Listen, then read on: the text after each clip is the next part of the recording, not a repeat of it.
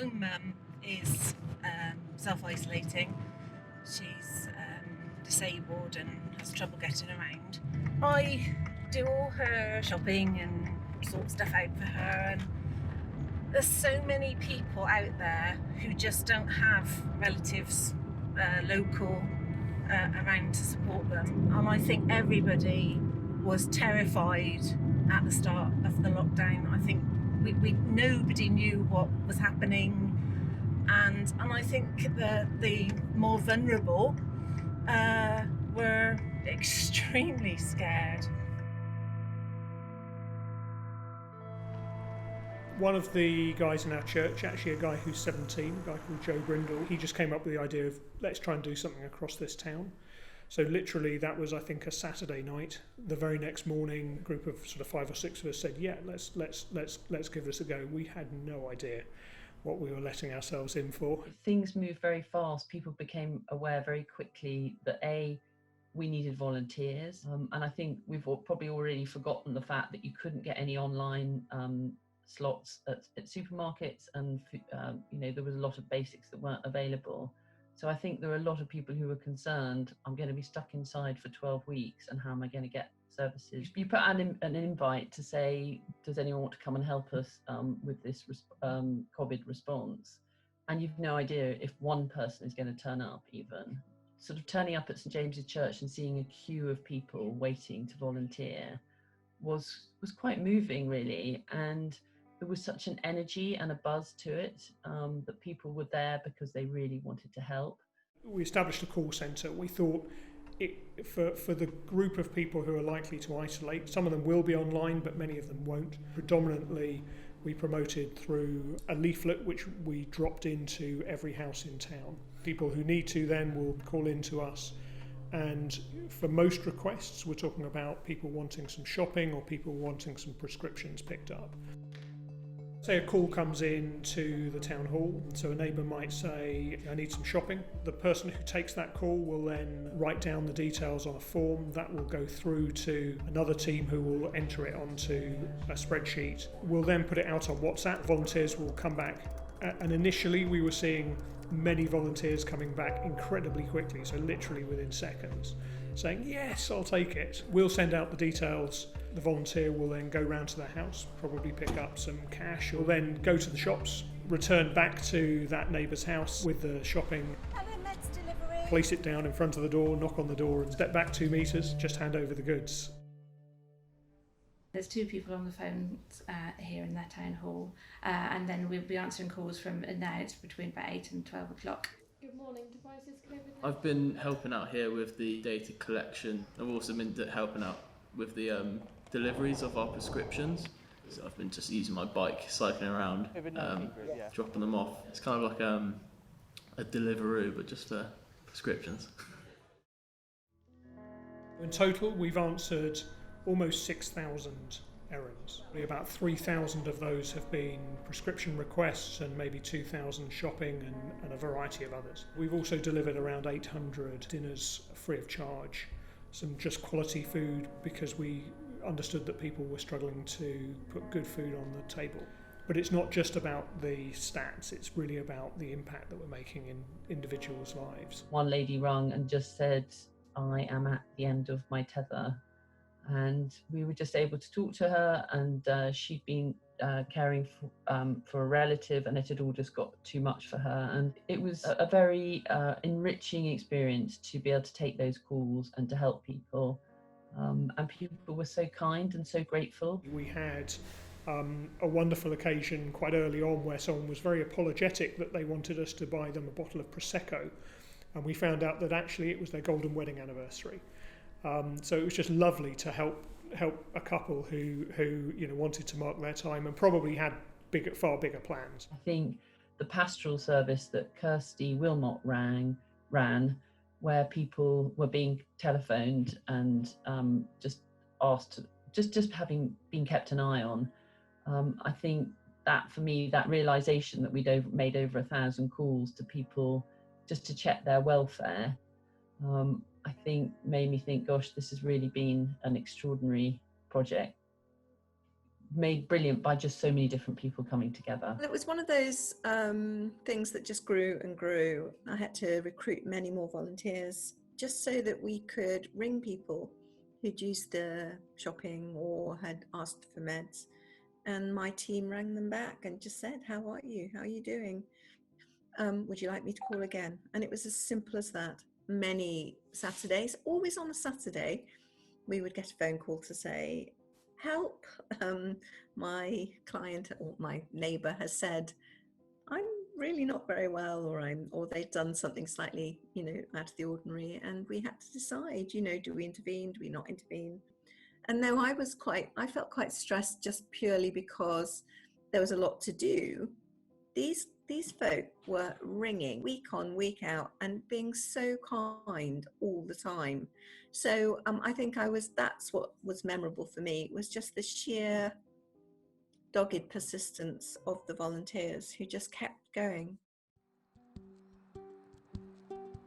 It felt weird, in a global crisis to be told just sit at home and do nothing to help, which I didn't really want to do. So I tried to volunteer here, and it was nice to be able to do something, feel like you're helping people in the community. Two of my children have missed their GCSEs and A-levels, and they would have been sitting around at home, but actually coming in here and answering phone calls and data entering and managing WhatsApp calls has been brilliant for them and us as a family. It's been a real blessing, giving us a sense of rhythm at this time and a sense of purpose. At the start I tended to be doing more data entry because, not gonna lie, phone calls kind of terrified me, but now I've kind of grown in confidence, which has been quite nice. I think that's also really nice about the volunteering that's happened is that it's been really intergenerational. So there's volunteers here who are in year 11 at school, and it goes right up to, I don't even know how old some of the older volunteers are, but there's a really big age range, and I think that's really cool. Especially with, it's often people with the older generation shielding because they're more at risk, and it's really been nice to, as a younger generation, show that we still care about older people. It's often rich tea biscuits, which I think is kind of because it's the older generation, they just love it, tea biscuits.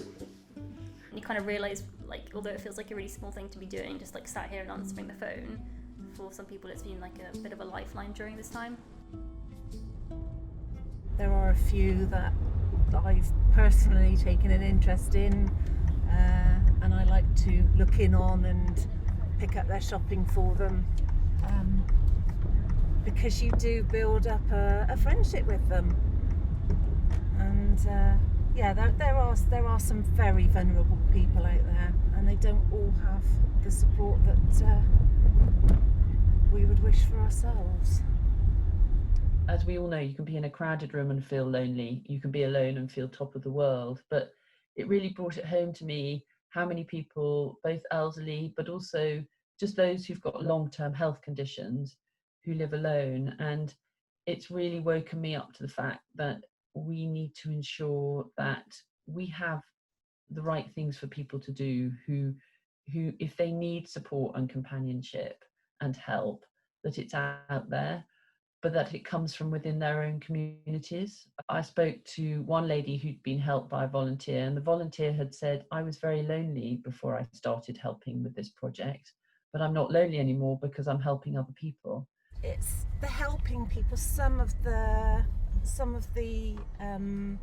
comments we get back from people, how they have no idea how they would have survived, how they would have coped without us helping. It just brings tears to your eyes, really. Yeah. It's been absolutely wonderful being able to just pick up the phone, speak to somebody who was very kind and very sweet, and then you ladies come and deliver it, because I was actually frightened of going out. So if you've got somebody there at the side of you who says, don't worry about this, that's something I can take away from you. It was wonderful, absolutely wonderful. And I can't give you a hug, but maybe one day I will be able to. I actually think that the service that we've provided in Devizes is quite unique. I know that there's lots of other groups around helping their communities, but there's something, Devizes has a heart. It's the people are grateful, they're pleased to see you, they like to stop and have a chat with you if you've got the time. And when you think that it was all conceived and rolled out in such a short time. I think the group has just been incredible.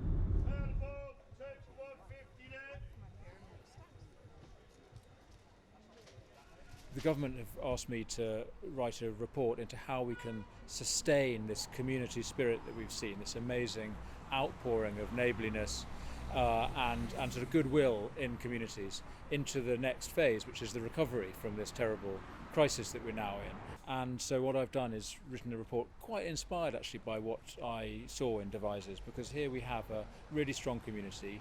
Hundreds of people came together very quickly to form an organisation which supported people's neighbours, and working really well with the local council. And that inspired me to think there is a future here for organisations like this to help our communities to become stronger. One of the really powerful silver linings that could come out of this is communities really coming together. Neighbours supporting neighbours, people caring for each other, people supporting each other in ways that they haven't done in the past. We know now lots of needs that neighbours across the town have got. By helping people, by talking with them, by really understanding them, we've got a good understanding of how we can help them going forward. We've also managed to get a group of over 400 volunteers who are keen not to have just done a one-off thing. We've got a real heart to ensure that we continue to support people and show love and show people hope coming out of this across the town. I'd just like to say thank you and well done. It's been the most brilliant evidence of what this town's got and what this whole community has, and really, really impressed and pleased. And I hope that everyone who gave their time also got something back. We're a community, and it's not just about giving, it's about receiving. And when you volunteer, it's of great benefit to you as well. So I hope everybody feels that. But it's been a most brilliant thing, and well done, Devizes. I think they should all have medals. I would love them to all have, I don't know, an OBE or an MBE or something. I don't think they have any concept of what a difference they made to the people of Devizes through an incredibly difficult time. And some of them said, but I only made a few phone calls, and they have no idea what that meant. And I want to tell them that meant the world to some people. And I am overwhelmed by their immenseness and incredibleness. So that's what I'd like to say to them. But I have said that to them quite a lot of times.